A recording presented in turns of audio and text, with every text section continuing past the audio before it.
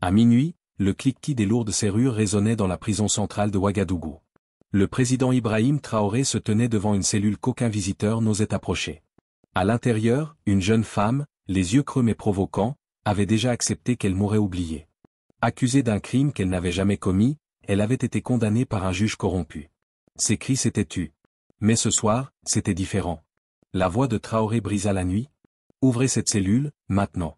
Le visage du garde pâlit, ses genoux fléchirent lorsqu'il réalisa qui se tenait devant lui et ce qu'il exigeait. Mais pourquoi avait-elle été piégée? Et que savait Traoré qui avait terrifié le système lui-même? Quel secret avait-il enterré si profondément que seul Midnight Justice pouvait le déterrer? Les portes de fer gémirent en s'ouvrant, brisant le lourd silence de la prison centrale de Ouagadougou. Minuit avait depuis longtemps envahi la ville, mais ce soir-là, le silence se brisait sous le poids de pas inattendus. Les gardes se blottirent dans la faible lumière, échangeant des regards inquiets. Personne, pas même le gardien, ne venait à cette heure-là. Et pourtant, il était là. Le président Ibrahim Traoré lui-même, flanqué de seulement 2 assistants, le regard fixé avec un but inexprimé. Son convoi avait échappé au protocole, aux ordres préannoncés depuis le sommet. Pas de sirène, pas de caméra, seulement de l'intention. Le garde principal, le capitaine Douamba, se précipita hors de son bureau, enfilant sa veste avec des mains tremblantes. La réputation de Traoré le précédait, décisif, intrépide, mais rarement impulsif. Ce qui l'avait amené ici, à cette heure-ci, n'avait rien d'ordinaire. Avant que Douamba ne puisse poser la moindre question, la voix du président trancha la tension comme une lame. « Emmenez-moi au prisonnier 47. » La pièce était froide. Même le plus jeune garde se raidit. Le prisonnier 47 n'était pas un détenu ordinaire. C'était un fantôme, confiné plus profondément que les autres, tenu à l'écart des archives publiques. Des murmures hantaient les couloirs, encadrés, maudits ou damnés, personne ne savait. Mais Traoré, lui, savait. Et il n'était pas là pour écouter des rumeurs. Alors qu'il traversait des couloirs voilés d'ombre, les gardes hésitaient près de son bloc. Traoré se retourna, le regard brûlant. « Déverrouille-le. » À contre-cœur, la clé tourna. La porte s'ouvrit en grinçant, révélant une femme assise, parfaitement immobile dans l'obscurité.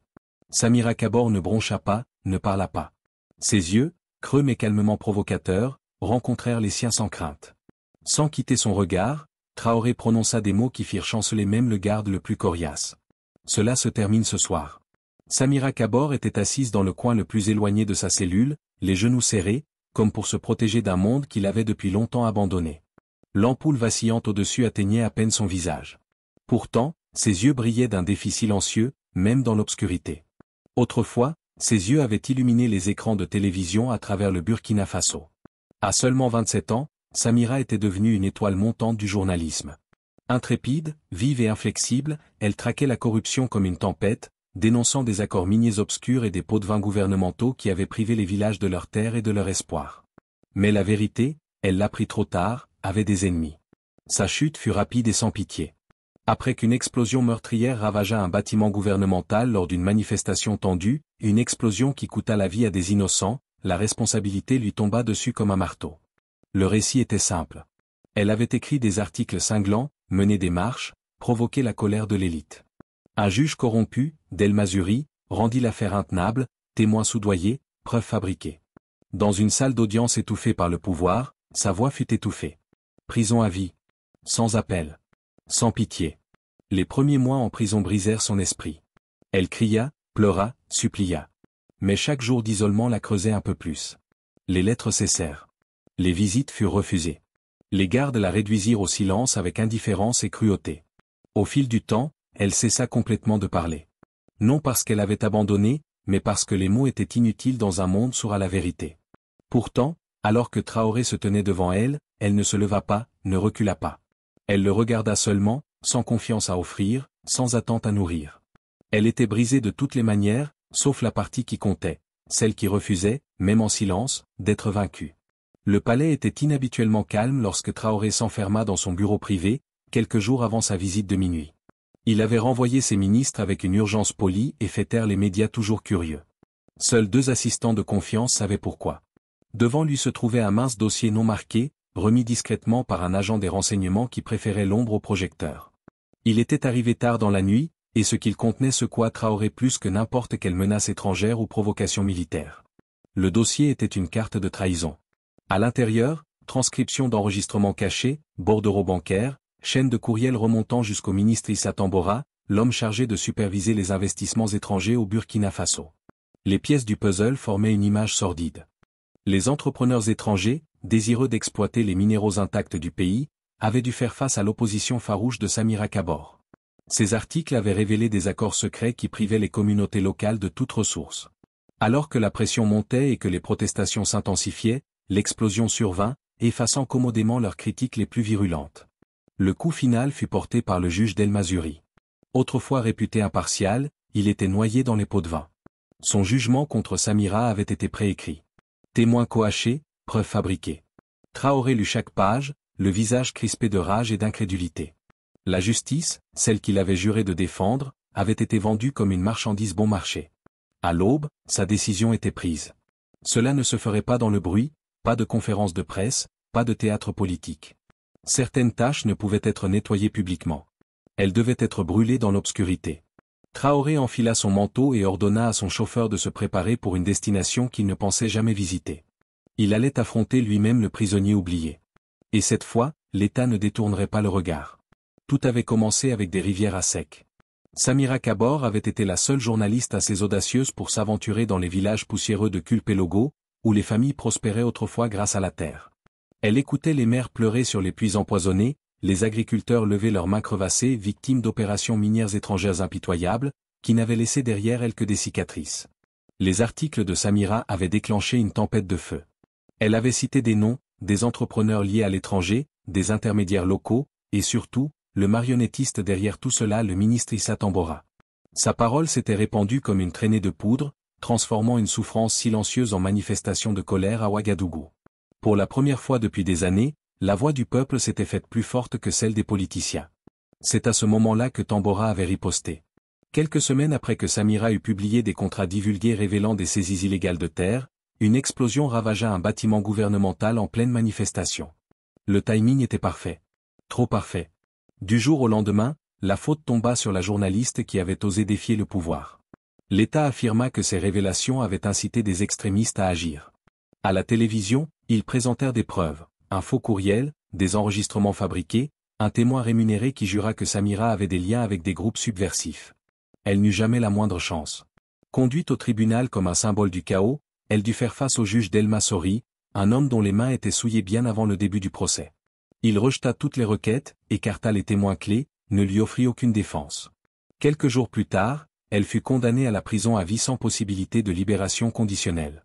Les caméras capturèrent son silence stupéfait pendant la lecture du verdict, mais elles coupèrent avant de montrer le sourire narquois de Tambora dans la galerie de la salle d'audience. Alors que Samira disparaissait dans l'ombre de la prison, les puissants célébraient. Leur critique avait été réduite au silence. Le scandale enterré. Mais ce qu'ils ne savaient pas, c'est que la vérité, même écrasée, a l'habitude de respirer sous les décombres. Et ce soir-là, la justice vint frapper à la porte. Musa Bako ne portait l'uniforme que depuis 6 mois, mais il pesait déjà lourd sur ses épaules. Contrairement aux autres, endurcis par des années à surveiller des hommes et des femmes oubliés par la société, Musa croyait encore en l'équité. Ou du moins, il y croyait avant d'être affecté au bloc E. C'était là que vivait ou existait le prisonnier 47. Les ordres à son égard étaient stricts et froids. Pas de visiteurs. Pas de lettres. Pas de voix élevées près de sa porte. Elle était plus un mythe qu'une détenue. Un avertissement silencieux à tous ceux qui pensaient encore que la justice était aveugle. Lorsque le président Traoré entra dans la prison cette nuit-là, le monde de Musa bascula. Le leader de la nation n'avait pas sa place ici, parmi les barreaux rouillés et les esprits brisés. Les gardes chuchotaient nerveusement. Mais c'est Musa qui se retrouva face à face avec le président à l'entrée de la cellule de Samira. La gorge serrée, il se tint droit, bien que ses paumes soient moites. La voix de Traoré était calme, mais indéniablement féroce. Déverrouiller sa cellule. Maintenant. Musa hésita. Non par désobéissance, mais par peur. Monsieur, elle n'a pas le droit de recevoir de visite, même pas des lettres. Tout est détruit avant de l'atteindre. Ces mots restèrent suspendus dans l'air, lourds d'une honte silencieuse. Il savait que ce n'était pas légal. Mais les choses avaient toujours été ainsi. Les prisonniers comme elle n'étaient pas censés parler. Ni être entendus à nouveau. Les yeux de Traoré s'assombrirent. Sais-tu pourquoi elle est ici? Demanda-t-il doucement. Musa secoua la tête. Alors tu n'en sais pas assez pour me refuser. Sans élever la voix, le président avait tranché. Musa déglutit difficilement. Le cœur battant, il inséra la clé. Quelques instants plus tard, le cliquetis du métal rompit le silence. La porte s'ouvrit, puis se referma en grinçant derrière Traoré, le scellant à l'intérieur avec une femme enterrée vivante dans le silence. Samira ne bougea pas. Son visage émacié, sans émotion, restait tourné vers le mur fissuré, comme si sa présence n'était qu'un autre fantôme de passage. Traoré s'assit lentement sur le sol froid, abandonnant toute barrière de statut et de pouvoir. Il ne parlait pas en tant que président, mais en tant qu'homme portant le poids des péchés d'une nation. Des minutes passèrent avant que sa voix ne brise le silence. Ils t'ont piégé, Samira. J'ai vu la vérité. Sa tête tourna légèrement, la suspicion traversant ses yeux creux. Elle ne dit rien.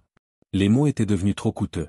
Traoré fouilla dans son manteau et fit glisser une fine pochette sur le sol. Elle s'arrêta à ses genoux. Lentement, les mains fragiles de Samira la ramassèrent.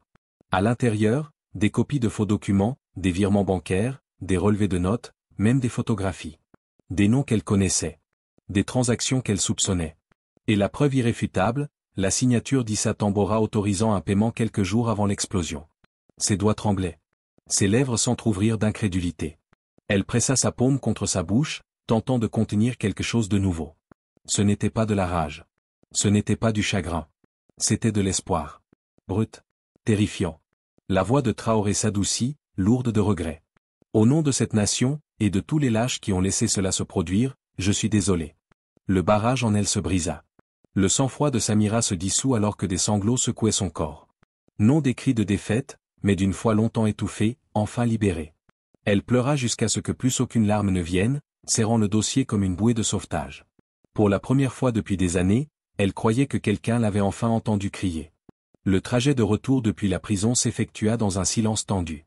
Mais avant l'aube, le téléphone de Traoré s'illumina. Un appel après l'autre. Les noms, habituellement prononcés avec révérence, sifflaient maintenant avec des menaces à peine voilées. Le premier fut un ministre de haut rang. « Monsieur le Président », dit-il d'une voix tendue. « Qu'est-ce que vous faites ? » C'était imprudent. Laissez dormir le chat qui dort. Puis un conseiller militaire. « Avec tout le respect, monsieur. La libérer va provoquer une onde de choc. Les investisseurs étrangers vont se retirer. Les diplomates sont déjà nerveux. Il ne s'agit plus de justice. » Traoré écoutait sans interrompre. Ils avaient raison sur un point. La libération de Samira rouvrirait de vieilles blessures que les puissants avaient passé des années à refermer avec de l'argent sale et des accords discrets. Les alliances fragiles du Burkina Faso, notamment avec les investisseurs étrangers, ne tenaient qu'à un fil. Chaque voie au bout du fil le poussait vers une conclusion. Protéger la stabilité. Préserver l'image. Éviter le chaos. Laisser Samira pourrir. Assis dans son bureau, rideau tiré, Traoré pensait au village que Samira avait autrefois défendu. Aux rivières empoisonnées. Aux mers réduites au silence. À cette femme dans une cellule, qui ne croyait plus en la justice jusqu'à cette nuit-là. Et enfin, il pensa au serment qu'il avait prêté, servir le peuple. Non les puissants. Il se leva lentement. Sa décision était lourde, mais résolue. La politique avait toujours été un jeu de sacrifice. Mais ce soir, il refusa de sacrifier la vérité. Il appela ses assistants, puis dit calmement, d'une voix ferme. Préparez l'ordre. Elle marche librement au lever du soleil. Il savait que la justice lui ferait des ennemis. Mais le silence ferait de lui un traître. La prison semblait plus froide qu'avant, comme si elle sentait que quelque chose d'anormal était sur le point de se produire. Musabako se tenait rigide près de la cellule de Samira, serrant la lourde clé dans sa main tremblante. Ici, tout était une question d'ordre. Le protocole était une écriture sacrée, et ce que Traoré exigeait maintenant allait tout briser. Aucun prisonnier du bloc n'avait jamais été libéré. C'était la règle tacite, gravée dans les murs comme dans les esprits de chaque garde qui patrouillait ces couloirs hantés. Mais Traoré ne négociait pas. « Ouvre-la », dit-il, d'une voix basse mais chargée de finalité. Musa déglutit difficilement, ses lèvres craquaient alors qu'il bégayait. « Monsieur, avec tout le respect que je vous dois, je pourrais perdre mon poste. Il y a des procédures ?» Traoré s'avança. Son regard, calme et inébranlable, effaçait chaque couche de peur que Musa portait. « Tu as peur de briser les règles, des règles écrites par des hommes corrompus. Regarde-la. » Il désigna Samira, silencieuse derrière les barreaux. Son visage était indéchiffrable, mais dans ses yeux flottait une étincelle d'espoir silencieux. « Tu crains de désobéir au monstre ?» poursuivit Traoré, la voix désormais aiguisée comme une lame. « Mais as-tu pensé à qui tu devras répondre quand l'histoire regardera en arrière ? Tu ne répondras ni à Tambora, ni à Sori, ni à aucun lâche se cachant derrière des livres de loi trempés de sang. » Il marqua une pause. « Tu répondras au peuple. Et il se souviendra, de ceux qui ont défendu le droit. et de ceux qui ont détourné le regard. Les mots frappèrent plus fort que n'importe quelle menace. Le souffle de Musa s'accéléra. Ses jambes flanchèrent presque sous le poids moral qui l'écrasait. Pendant un instant, il resta paralysé entre le devoir et la conscience. Puis, quelque chose céda. Les doigts tremblants, il glissa la clé dans la serrure. La porte céda avec un halètement métallique, comme si la prison elle-même protestait. Samira s'avança lentement. Elle goûtait la liberté dans l'air. Musa murmura, la voix brisée. « Vas-y. » Les lourdes portes de la prison centrale de Ouagadougou gémirent une dernière fois en s'ouvrant. Mais cette fois, elles n'avalèrent pas les rêves. Elles les libérèrent. Samira Kaboré sortit dans la nuit fraîche, pieds nus, ne tenant rien d'autre que le mince châle de prison drapé sur ses épaules frêles. La ville était silencieuse, inconsciente que l'histoire venait de se jouer dans l'ombre. Traoré marchait à ses côtés. Pas de caméra. Pas d'applaudissements. Seulement le bourdonnement des grillons, et la faible lueur des lampadaires guidant leurs pas. Aucun mot ne fut échangé. Mais quelque chose de profond, de sacré, résonnait plus fort que tous les discours. Elle n'était plus oubliée. Au lever du soleil, la justice, longtemps étouffée par le pouvoir, s'éveilla dans un rugissement. La nouvelle tomba avant le petit déjeuner. Le juge d'El Massori fut extrait de sa propriété, menotté devant une douzaine de caméras. Quelques heures plus tard, Issa Tambora fut traîné hors de son jet privé, sur le tarmac, le visage vidé de toute couleur. Le monde, autrefois confortable dans son indifférence, regarda yeux écarquillés le Burkina Faso commencer à faire le ménage dans sa propre maison. À midi, les médias internationaux explosèrent de fureur polarisée. Les chaînes occidentales spéculaient, Traoré avait-il franchi une ligne? Qualifiaient sa justice de minuit de dangereuse, presque autoritaire.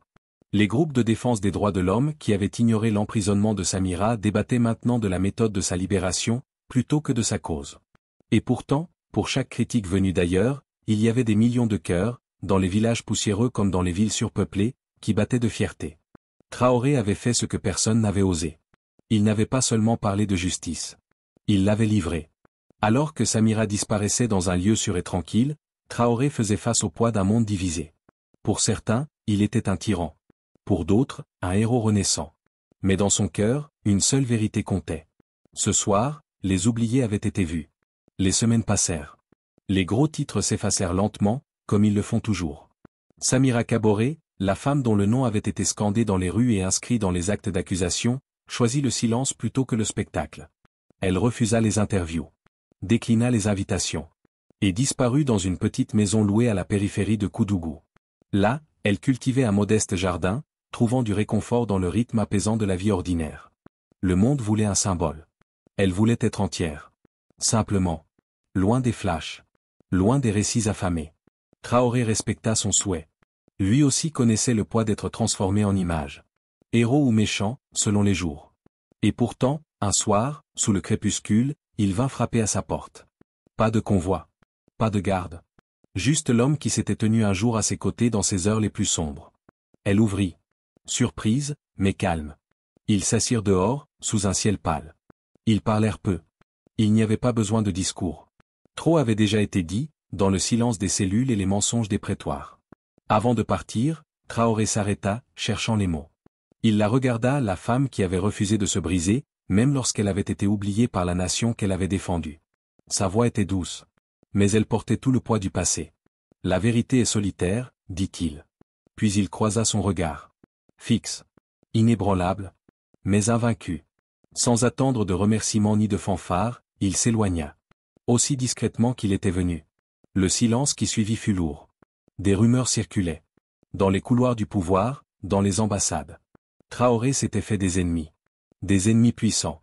Le pays retenait son souffle. Sa croisade contre la corruption allait-elle apporter un renouveau, ou le détruire?